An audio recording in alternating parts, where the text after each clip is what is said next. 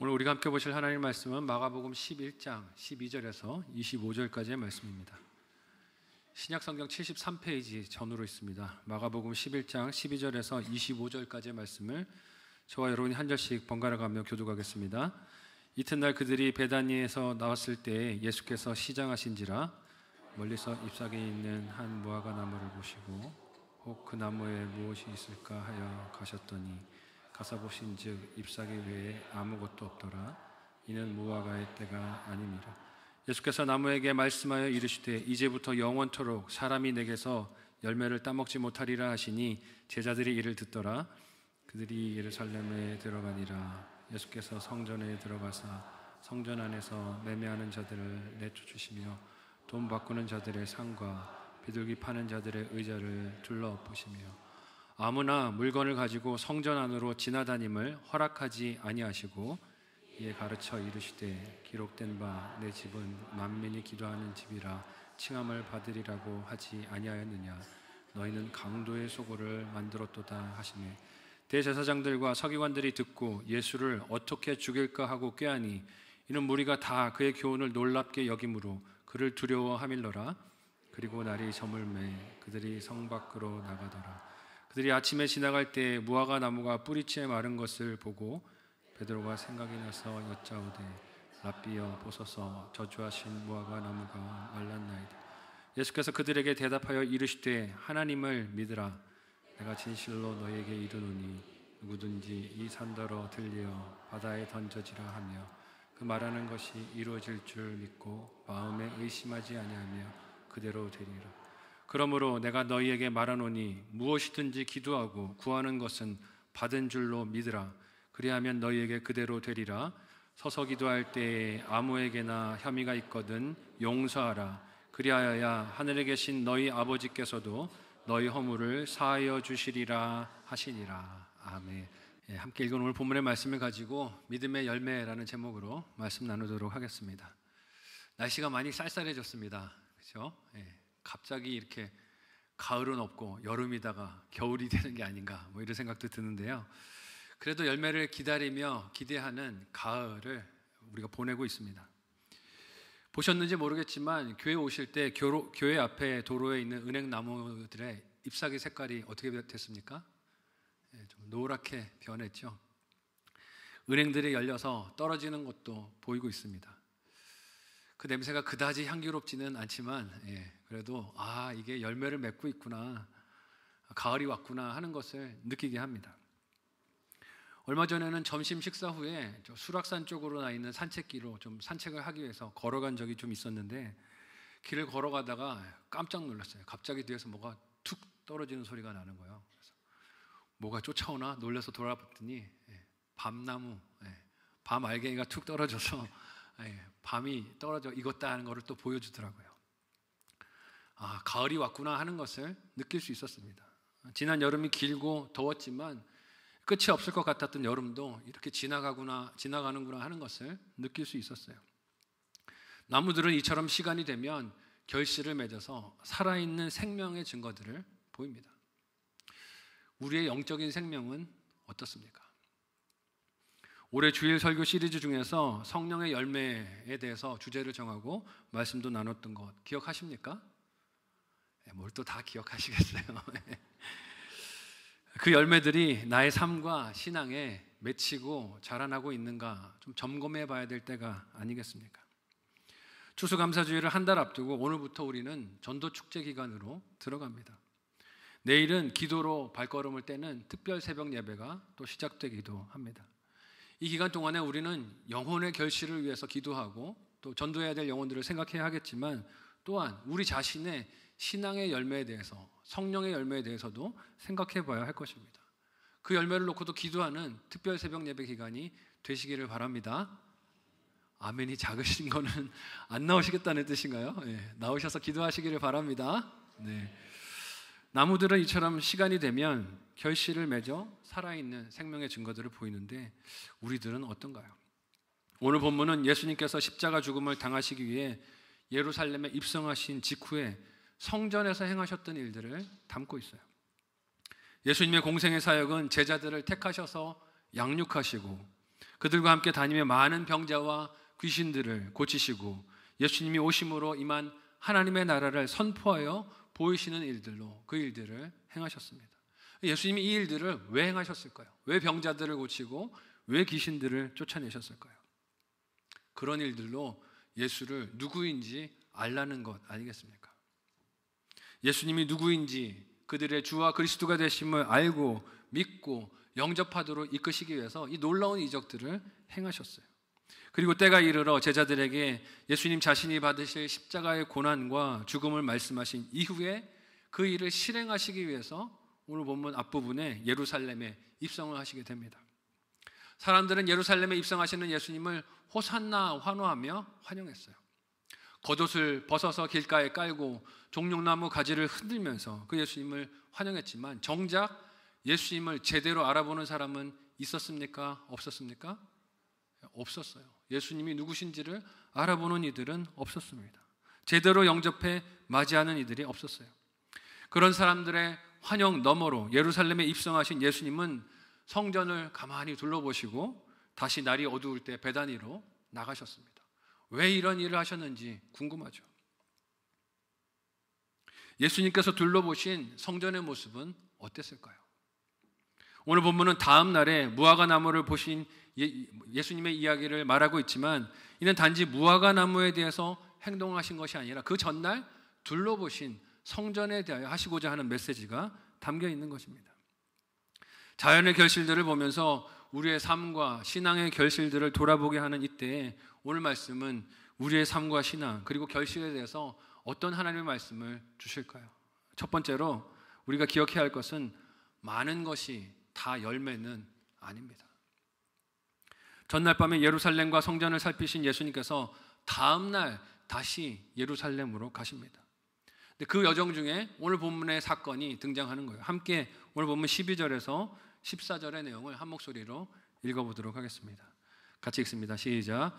이튿날 그들이 베다니에서 나왔을 때에 예수께서 시장하신지라 멀리서 잎사귀 있는 한 무화과 나무를 보시고 혹 그 나무에 무엇이 있을까 하여 가셨더니 가서 보신즉 잎사귀 외에 아무것도 없더라. 이는 무화과의 때가 아님이라. 예수께서 나무에게 말씀하여 이르시되 이제부터 영원토록 사람이 내게서 열매를 따먹지 못하리라 하시니 제자들이 이를 듣더라. 아멘. 평소 예수님을 생각하면 좀 당황스러운 장면입니다. 하루 음식을 안 드셨는데 열매가 보이지 않는다고 저주해서 무화과 나무가 심판을 받는 것 같아요. 제자들과 함께 다시 예루살렘으로 가시던 예수님은 멀리서 잎사귀에 있는 한 무화과 나무를 보시고 가까이 가셨습니다. 뭘 보려고 가신 겁니까? 열매를 보려고 가셨어요. 마가는 이런 예수님의 행동 전에 예수님의 상태가 시장하셨음을, 배가 고프셨음을 이야기합니다. 무엇을 보려고 하셨는지 짐작할 수 있게 만드는 힌트가 아니겠습니까? 예수님이 거기서 보고자 하시는 것은 무화과 나무의 열매입니다. 그런데 이 이야기가 지난밤에 예루살렘 성전을 둘러보셨던 이야기와 지금 오버랩이 되고 있어요. 닮아 있어요. 의도적인 구성이라는 것이죠.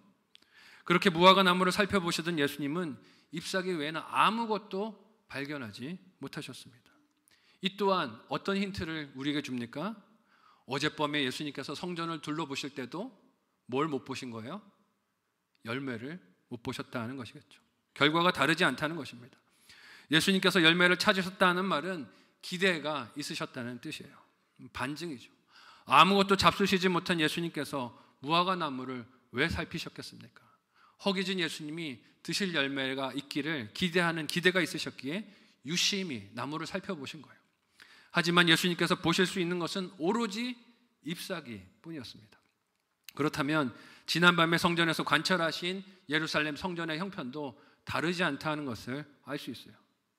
그러나 우리 눈으로 보면 어떻습니까? 6월절을 맞이하는 예루살렘 성전에는 많은 사람들이 있었어요. 열매가 많아 보입니다. 많은 사람들이 그곳 성전을 찾았고 희생 제사를 위한 짐승들이 거래되었고 그것들이 하나님이 찾으시는 열매인 줄 알았지만 예수님은 이 오늘 사건을 통해서 뭐라고 말씀하시는 거예요? 그게 열매가 아니라는 것이죠. 하나님께서 명령하신 절기에 그 방법을 따라 드리는 예배와 명절이 아닙니까? 그런데 왜 이를 위해 모인 사람들과 그 하는 일들이 열매가 아닌 것일까요? 마가는 예수님께서 보신 무화과 나무에서 열매를 볼 수 없었던 것은 때가 아니었기 때문이다 라고 기록을 하고 있어요. 근데 오늘 본문 13절에 쓰인 이 때라는 말은요, 한글은 그냥 때라고 하면 전부 시간적인 것을 생각하기 쉽지만 이 헬라어에서 때는 크로노스라는 말과 카이로스라는 말이 있습니다. 크로노스는 계절이나 시간이 흘러가는 시간을 뜻하는 것이고, 카이로스는 하나님의 정하신 섭리의 때를 뜻하는 거예요. 근데 무화과 나무가 열매가 없었던 이 시점을 그때가 아니기 때문이다라는 때를 헬라어 원어는 카이로스를 쓰고 있습니다. 크로노스가 아니에요. 하나님께서 열매를 잇게 하실 시점이 아니라는 것을 뜻하는 것이죠. 그걸 알 수 있습니다. 왜냐하면 사람이 손으로 지은 성전과 거기서 이루어지는 희생제사는 진정한 죄사함과 구원을 이루는 장소가 아니게 아직 하나님이 진정한 죄사함을 베푸시는 때가 이르지 않았다는 것을 이 말 힌트로 주고 있는 것이에요. 그렇다면 무화과 나무를 꾸짖고 심판하시는 예수님의 행동이 무엇을 뜻하는 것일까요? 구약의 선지자들을 보면 그들은 하나님의 뜻이 선포되어도 외쳐져도 듣지 않는 이스라엘 백성들이 너무 답답할 때는, 회개하지 않을 때는 그들의 행동으로 예언의 메시지를 선포할 때가 있습니다. 기이한 행동들을 해서 이스라엘 백성들이 들어야 하는 메시지를 외칠 때가 있어요. 예레미야가 그런 일들을 많이 했던 선지자 중에 한 사람이었습니다. 예레미야는 하나님의 명령을 따라 목에 줄과 멍에를 만들어서 걸고 남한국 유다가 다른 나라들과 함께 바벨론에게 망할 것을, 바벨론 왕의 칼에 멸망할 것을, 포로가 될 것을 외쳤습니다.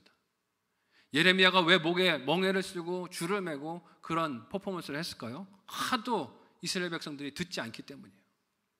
아무리 말씀을 전해도 자기 고집에 휩싸여서 듣지 않으니 그런 행동으로 하나님이 행하실 일들을 선포하고 외쳤어요. 뿐만 아니라 예레미야는 토기를 깨뜨려 망하게 될 나라의 비극적인 미래가 이와 같을 것이다. 토기는 무슨 잘못입니까? 근데 토기를 깨뜨려서 나라가 이렇게 될 것을 드러내서 표현했어요. 이런 일들은 사람들이 볼 때 기이하고 이해가 되지 않는 행동이었겠지만 이후에 나라가 망했을 때 어떻게 할까요? 기억이 나는 행동이었을 거예요. 아, 그때 선지자가 목에 멍에를 맸던 것, 온몸에 줄을 칭칭 감았던 것, 자기를 괴롭게 했던 것이 나라가 망할 것을 보여주는 사인이었구나 하는 것을 나중에 기억하게 된다는 것이죠. 백성들이 하나님의 말씀을 기억하게 하는 장치가 된 것입니다. 지금 예수님이 하시는 일도 마찬가지라는 거예요. 무화과 나무를 심판하시고 저주하시는 것, 예수님께서 보신 무화과 나무는 잎사귀 외에 아무 열매도 없었습니다. 이것은 예수님께서 성전에서 하실 일이 무엇인지, 하나님께서 성전에 대해서 하실 일이 무엇인지를 보여주는 예고편과도 같아요. 예수님은 열매를 보지 못한 무화과 나무가 거기서 이제 더 이상 사람이 열매를 얻지 못할 것이라고 말씀하셨어요. 심판 선언인 것이죠. 그렇다면 예수님께서 보신 성전의 모습은 어땠을까요? 함께 오늘 본문 15절에서 17절을 한 목소리로 읽어보도록 하겠습니다. 같이 읽습니다. 시작. 그들이 예루살렘에 들어가니라. 예수께서 성전에 들어가사 성전 안에서 매매하는 자들을 내쫓으시고 돈 바꾸는 자들의 상과 비둘기 파는 자들의 의자를 둘러 엎으시며 아무나 물건을 가지고 성전 안으로 지나다님을 허락하지 아니하시고 이에 가르쳐 이르시되 기록된 바 내 집은 만민이 기도하는 집이라 칭함을 받으리라고 하지 아니하였느냐. 너희는 강도의 소굴을 만들었도다 하시매. 아멘. 예수님께서 보신 성전은 무엇입니까? 강도의 소굴이 되었다고 하세요. 만민의 기도하는 집이어야 하는데 강도의 본거지가 되었다라고 탄식하십니다. 예수님께서 들어가 보신 성전은 사람들이 많이 있었습니다. 하나님께 드릴 재물들을 돈을 받고 파는 사람들, 그걸 사겠다고 나온 사람들, 로마 황제가 지배하던 시대에 황제의 형상이 있는 동전은 성전세로 낼 수가 없으니 다른 돈으로 바꿔주는 사람들, 그 돈을 바꾸겠다고 줄을 서는 사람들, 그들에게 매매 권리를 주며 그 힘으로 이익을 얻던 종교 지도자들이 드글드글했습니다.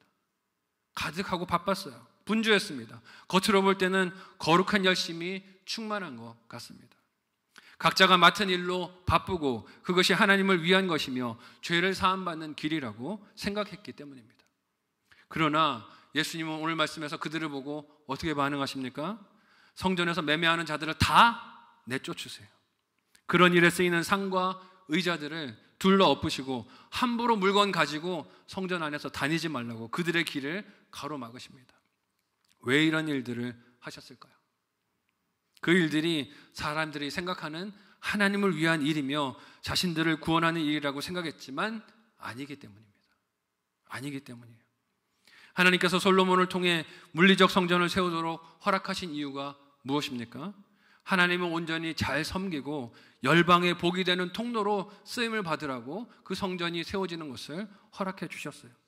그 역할을 제대로 하지 못하면 그 성전을 회파되게 하시고 뿌리 뽑으실 것이라고 경고로도 말씀하셨어요. 역대하 7장 19절에서 20절 말씀을 우리 같이 한 목소리로 읽어보도록 하겠습니다.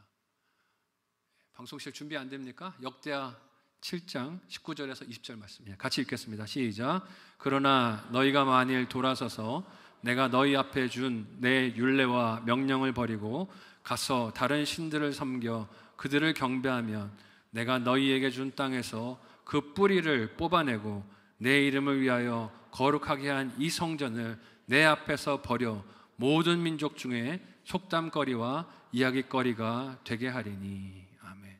하나님은 분명히 말씀하셨어요. 성전을 주신 뜻대로 그렇게 쓰지 않으면 내가 이것을 회파하고 뿌리를 뽑겠다 말씀하셨어요.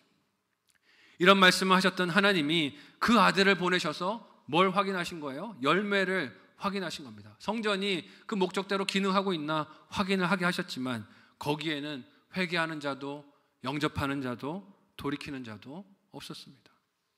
종교적인 의식과 분주함은 있었지만 예수님이 보기 원하셨던 회개와 믿음과 순종의 열매는 없었던 거예요. 만민이 기도하는 집이라 하신 것은 성전이 하나님을 모르는 이방 사람들을 하나님께로 인도하는 청지기가 되어야 함을 말씀하시는 것입니다. 하지만 예수님은 유대인들이 이루고 있는 성전이 기도하는 집이 되기는커녕 되려 강도의 소굴이 되었다고 탄식하십니다.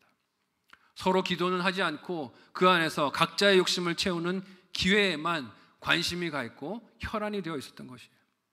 그러니 아무리 수가 많이 모여도 열매가 아닙니다. 예수를 믿음과 말씀을 향한 그 회개가 없다면 수만 명이 모인들 그것이 무슨 의미가 있다 하겠습니까? 아무리 예배를 여러 번 드리고 재정이 넘쳐나고 여러 이벤트들을 사역이라 이름을 붙이며 분주하게 행하여도 예수님 보시기에는 잎사귀만 무성한 나무일 수 있습니다. 오늘 본문에서 예수님의 이야기를 들은 성전의 권력자들이 이런 반응을 보입니다. 함께 18절에서 19절 말씀을 한 목소리로 읽어보도록 하겠습니다. 같이 읽습니다. 시작. 대제사장들과 서기관들이 듣고 예수를 어떻게 죽일까 하고 꾀하니 이는 무리가 다 그의 교훈을 놀랍게 여김으로 그를 두려워하밀러라. 그리고 날이 저물매 그들이 성 밖으로 나가더라. 아멘. 예수님이 행하신 일을 들었어요. 들었으면 어떤 반응을 해야 정상입니까? 회개하고 돌이켜야죠. 그런데 회개할 줄을 모릅니다. 자신들이 감추고 있던 강도의 탐욕이 드러나니 감정이 상해서 화를 낼 줄은 알지만 혈기를 부릴 줄은 알지만 회개할 줄은 모르는 것이에요. 열매가 없는 증거가 아니겠습니까? 아무리 많은 사람이 모이고 많은 일을 한다고 해도 많은 것이 다 열매는 아닙니다. 착각하지 않는 저와 여러분이 되시기를 예수님의 이름으로 간절히 소원하고 축복합니다. 많이 모이는 게 다 열매는 아니에요. 눈에 보이는 크기, 숫자, 규모에 속지 말아야 합니다. 우리는 가을이 되면 신앙의 열매를 생각할 때 전도한 사람의 숫자, 드린 헌금의 액수, 봉사한 시간의 양으로만 생각하기가 쉽습니다. 그러나 예수님께서 진정 내 삶의 주인이 되지 않으신다면, 그 주권에 순종한 믿음과 사랑의 용서의 열매가 없다면 주님이 보기 원하시는 것이 없는 것이에요. 왜냐하면 겉으로 드러나 보이는 많은 숫자들은 그저 잎사귀일 수 있기 때문입니다. 이번 전도축제가 다른 이들을 복음으로 초청하는 기회만이 아니라 나의 신앙과 영혼의 열매를 점검하고 맺을 수 있는 기회가 되시기를 예수님의 이름으로 간절히 소원하고 축복합니다. 한번 생각하고 적용해 보시기를 바랍니다. 첫 번째 묵상, 적용 질문을 드립니다. 첫 번째는요, 내 삶에 믿음의 열매가 있습니까? 내 삶에 믿음의 열매가 있습니까? 무성한 잎사귀를 열매라고 착각하는 것은 아닙니까? 생각해 보시면 좋겠어요. 두 번째, 믿음의 열매는 용서함으로 확인된다고 말씀하세요. 예수님께서 열매 없는 무화과 나무를 꾸짖고 심판하신 것은 원래 목적에서 변질된 성전을 심판하여 무너지게 하실 하나님의 뜻과 계획을 나타내는, 예표하는 사건입니다. 그래서 그 말씀이 어떻게 됩니까? 함께 오늘 본문 20절에서 21절 내용을 한 목소리로 읽어보겠습니다. 같이 읽습니다. 시작. 그들이 아침에 지나갈 때에 무화과 나무가 뿌리째 마른 것을 보고 베드로가 생각이 나서 여짜오되 랍비여 보소서 저주하신 무화과 나무가 말랐나이다. 아멘. 예수님께서 열매를 찾으시던 그 무화과 나무, 하지만 없어서 잎사귀만 있어서 거기서 사람이 다시는 열매를 못 먹을 거라 하신 그 나무가 오늘 말씀해 보니 뿌리째 다 말랐습니다. 뿌리째 말랐다라는 것이 무엇을 뜻합니까? 가지만 말라서 다시 회생할 기회가 있지 않다는 뜻이에요. 그러니까 다 말라서 다시는 열매를 볼 가능성이 없어졌다는 것을 뜻합니다. 완전히 죽은 것이며 예수님의 말씀이 그대로 정확하게 성취되었다는 뜻이에요. 이를 본 베드로가 놀랍게 여기며 예수님께서 저주하신 무화과 나무가 말랐다라고 보고를 합니다. 이는 이제 이스라엘의 물리적 성전이 파괴될 것을 예고하시는 사건이에요. 아직 제자들은 그 뜻을, 의미를 연결지어 생각하지 못합니다. 하지만 강도의 소굴이 되어버린 건물로서의 이 성전은 하나님의 뜻에 의해서 철저하게 파괴되고 돌 위에 돌 하나도 다 남지 않고 무너뜨려지게 될 것입니다. 폐허가 될 것이에요. 그렇다면 어떤 고민이 있습니까? 이제까지 그 성전에서 죄를 용서받는다라고 믿었던 이스라엘 백성들은 무슨 문제가 찾아올까요? 어디서 용서를 받지? 성전이 무너져 버리면 우리는 어디서 하나님께 죄 사함을 받고 어디서 하나님과의 관계를 회복하지 하는 문제가 생기는 것이에요. 오직 성전과 거기서 드려지는 희생제사가 하나님께 죄 문제를 해결받는 길로 알았기 때문입니다. 이 염려를 예수님도 아셨을까요? 모르셨을까요? 아셨겠죠. 그래서 베드로와 제자들에게 하시는 말씀이 이어지는 본문의 내용입니다. 함께 22절에서 23절을 한 목소리로 읽어보도록 하겠습니다. 같이 읽습니다. 시작. 예수께서 그들에게 대답하여 이르시되 하나님을 믿으라. 내가 진실로 너에게 이르노니 누구든지 이 산더러 들려 바다에 던져지라 하며 그 말하는 것이 이루어질 줄 믿고 마음에 의심하지 아니하면 그대로 되리라. 아멘.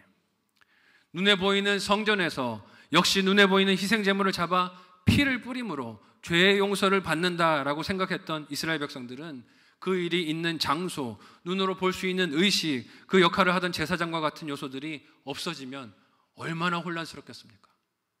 이제 우리는 어디 가서 죄를 용서받고 무슨 일을 해서 용서를 받지 하는 두려움이 있었을 거예요. 그러나 예수님은 무화과 나무가 뿌리까지 마른 것을 보고 놀라는 베드로와 제자들에게 성전이 파괴되어 사라질 일도 그와 같이 있을 하나님의 역사임을 비유적으로 예고해서 말씀하세요.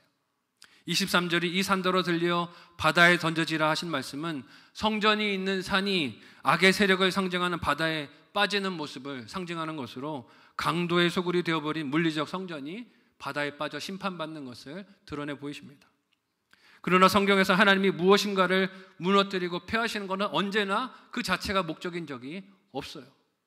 뭔가를 멸망시키시는 것은 진정한 것을 세우시기 위한 과정입니다. 새롭게 행하실 일을 위한 철거 작업이라 할 수 있어요. 온전한 것을 세우기 위해서 잘못된 것, 옛날 것은 허물어뜨리고 새 것을 세우십니다.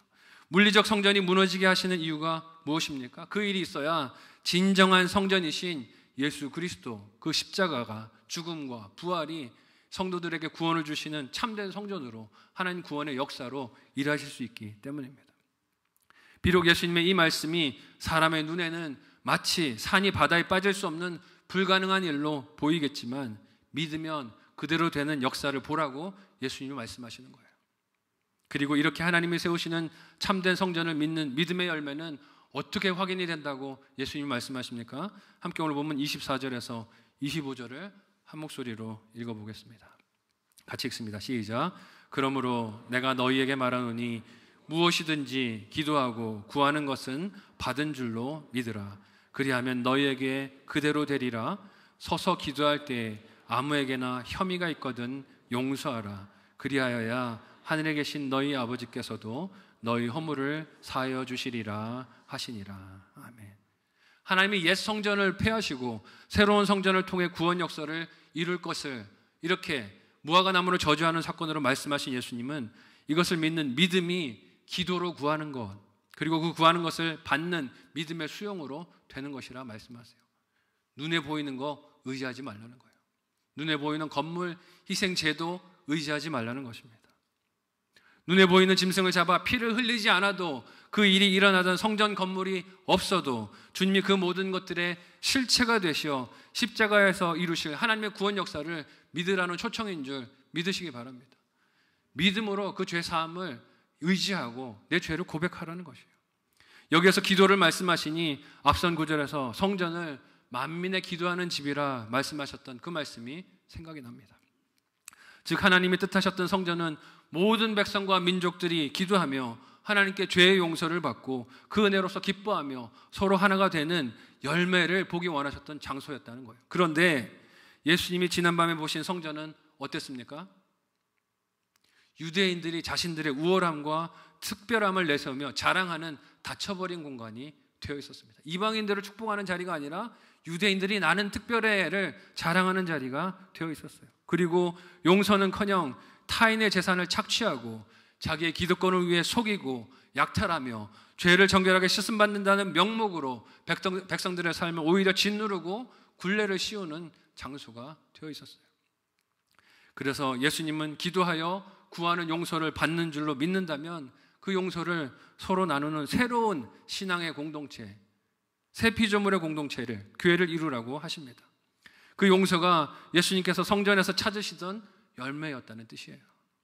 잎사귀만 무성했던 무화과 나무를 보시며 저주하시며 보기를 원하셨던 믿음의 열매가 그것이란 것입니다. 이런 사랑과 은혜로 세우신 교회 공동체가 오늘날 다시 열매 없는 무화과 나무가 되어버린 것은 아닐까요? 주님이 오셔서 우리의 삶에서, 우리 교회 공동체에서, 우리 신앙 여정에서 이 열매를 보기 원하셔 찾으신다면 과연 드릴 열매가 있을까요? 예수님께서 오늘 우리 교회, 우리 모임 가운데 찾아오셔서 열매를 보기 원하신다면 우리는 받은 용서를 흘려보내는 그 아름다운 사랑의 열매들이 과연 얼마나 맺혀져 있을까요? 이제 오늘부터 추수감사주의를 앞두고 전도축제가 시작되고 이 기간 동안에 여러 교구들의 헌신 예배들도 있습니다. 이런 일들을 통해서 여러 행사와 모임들은 있지만 그 일들이 잎사귀만 무성한 수구가 되어서는 안 될 줄로 믿습니다. 잎사귀만 일들이 되는 이벤트가 되어서는 안 될 거예요. 마치 강도의 소굴처럼 여러 일들과 행사 속에서 오로지 내 뜻과 내 계획, 내가 속한 그룹이나 모임만이 더 멋진 모습으로 드러나기를 원한다면 아무리 많은 사람들이 갈채를 보내고 칭찬을 받고 뿌듯한 성취감이 있어도 그건 하나님이 찾으시는 열매가 될 수 없습니다. 예수님은 무화과 나무가 말라 죽는 사건을 보고 놀란 제자들에게 하나님을 믿으라 하시며 믿음의 열매는 기도하며 서로 용서하는 일로 증명이 되고 하나님도 그런 믿음의 사람들을 용서하실 것이라고 약속하세요. 왜냐하면 서로 용서하는 그 모습이 하나님께 진정 용서받은 자의 합당한 모습이고 반응이기 때문입니다. 마태복음 18장 32절에서 35절 말씀을 우리 같이 한 목소리로 읽어보도록 하겠습니다. 같이 읽습니다. 시작. 이에 주인이 그를 불러다가 말하되 악한 종아, 내가 빌기에 내가 내 빚을 전부 탕감하여 주었거늘 내가 너를 불쌍히 여김과 같이 너도 내 동료를 불쌍히 여김이 마땅하지 아니하냐 하고 주인이 노하여 그 빚을 다 갚도록 그를 옥졸들에게 넘기니라. 너희가 각각 마음으로부터 형제를 용서하지 아니하면 나의 하늘 아버지께서도 너희에게 이와 같이 하시리라. 아멘. 오늘 말씀 앞에서 우리의 열매 없음을 꾸짖으시며 주님이 원하시는 믿음 공동체의 회복을 원하시는 하나님의 뜻을, 그 음성을 들을 수 있는 저와 여러분들이 되실 수 있기를 바랍니다. 하나님이 우리에게 오셔서 무슨 열매를 보기 원하실까요? 내가 하나님께 받은 죄사함의 용서를 흘려보내는 믿음의 열매들을 나는 얼마나 맺고 있습니까? 상처받는 말을 들었다고 섭섭한 일들이 생겼다고 마음이 꽁하고 다쳐서 내가 받은 은혜는 잊어버리고 그저 갚아주지 못해서 화로 복수심으로 부들부들 떨고 있는 것은 아닙니까? 오늘 말씀을 따라 하나님의 뜻을 따라 돌이키고 변화되며 용서하는 믿음의 열매를 많이 맺는 저와 여러분의 신앙 여정이 되시기를 예수님의 이름으로 간절히 소원하고 축복합니다. 한번 생각하고 적용해 보시기를 바랍니다. 마지막 묵상 적용 질문을 드립니다. 첫 번째는요, 예수를 믿어 죄 사함 받음을 믿습니까? 예수를 믿어 죄 사함 받음을 믿습니까? 믿고 하나님께 고백해야 할 내 죄는 무엇입니까? 생각해 보시면 좋겠어요. 두 번째로 믿음의 열매인 용서가 필요한 사람과 관계는 무엇입니까? 믿음의 열매인 용서가 필요한 사람과 관계는 무엇입니까? 생각해 보시고 그 용서를 또 나누고 흘려보내는 한 주가 되시면 좋겠습니다. 설교 서두에서 나눴듯이 가을을 맞이했습니다. 자연 만물이 생명의 흔적들로 열매들을 우리 주변에서 맺고 있습니다. 오늘 저와 여러분은 어떻습니까? 예수님께서 우리의 삶과 교회를 둘러보시며 열매를 찾으실 때 믿음을 따랐던 열매들을 보여드릴 수 있겠습니까? 기억해야 할 것은 아무리 많아도 잎사귀는 열매가 아니라고 하십니다. 눈에 보이는 많은 숫자와 횟수와 양에 속을 것이 아니라 주님께서 찾으시는 열매를 맺는 우리의 신앙 여정이 되시기를 소망합니다. 그 믿음의 열매는 믿고 기도하여 받는 용서와 서로를 용서하는 것이라고 말씀하세요. 주님이 찾으시는 이 믿음의 열매를 많이 맺고 나누시는 저와 여러분의 신앙 여정이 되시기를 예수님의 이름으로 간절히 소원하고 축복합니다. 아멘. 말씀을 기억하며 합심하여 함께 기도하겠습니다. 오늘 말씀 속에 무화과 나무와 성전처럼 열매 없는 인생, 잎사귀만 무성한 삶을 살았던 것은 아닙니까? 하나님이 찾으시는 믿음의 열매, 예수를 주로 모시고 내가 받은 죄사함과 용서를 흘려보내는 사랑의 풍성한 열매가 풍성한 인생이 될 수 있도록 하나님 나를 인도하여 주옵소서. 내 생각과 혈기가 내 삶을 끌고 가지 못하도록 성령 하나님 나를 붙드시고 말씀을 따라 순종하는 하루하루, 열매 맺는 하루하루 될 수 있도록, 특별히 이 전도 축제 기간이 될 수 있도록 도와달라고 합심하여 함께 기도하겠습니다. 하나님 은혜를 감사합니다. 우리를 사랑하셔서 하나님 자녀 삼으시고 하나님 백성으로 무화과 나무와 같이 포도나무와 같이 생명력 있는 삶을 살아가도록 인도하여 주시니 감사합니다. 오늘 말씀 속에 무화과 나무와 성전처럼 열매 없는 모습으로 서 있지 않도록 도와주시옵소서. 우리가 하나님께서 주신 말씀을 믿음으로 받아들이고 죄사함을 받고 그 죄사함 용서하는 사랑들을 흘려보내게 하여 주셔서 하나님께서 보기 원하시는 믿음의 열매들을 많이 맺고 나누는 인생들이 되도록 도와주시옵소서. 전도축제 기간입니다. 내가 받은 이 하나님의 소중한 사랑과 생명을 흘려보내고 나누는 우리가 되게 하여 주시고 잃어버린 영혼들, 낙심하며 좌절하고 넘어져 있는 영혼들을 주님 품으로 다시 공동체 속으로 인도하는 일로 헌신하고 쓰임받는 우리의 신앙 여정 되도록 도와주시옵소서. 이 일을 위하여 우리가 힘을 내기를 원하오니 성령 하나님 함께하여 주시고 하나님의 힘으로 하나님의 도우심으로 이 사명 사역 감당할 수 있도록 인도하여 주시옵소서. 감사하며 예수님의 이름으로 기도하옵나이다. 아멘. 열매를 찾으셨지만 보지 못했던 무화과 나무를 저주하시고 징계하시고 심판하심으로 성전이 받아야 할 심판이 무엇인지를 보이신 예수님께서 우리에게 경고의 말씀을 들려주시니 사랑의 음성으로 듣고 순종하고 돌이킬 수 있도록 인도하여 주옵소서. 겉으로 드러나는 것들이 열매가 아니라 우리가 믿음으로 하나님께 순종하고 나아가는 것들이 열매임을 알게 하여 주시고 용서를 받았으니 용서를 흘려보내며 주님 원하시는 아름다운 믿음의 열매를 맺도록 도와주시옵소서.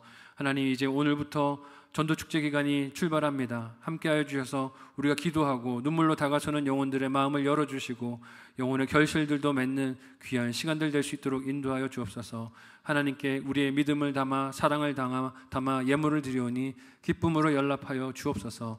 예수님의 이름으로 기도하옵나이다. 아멘.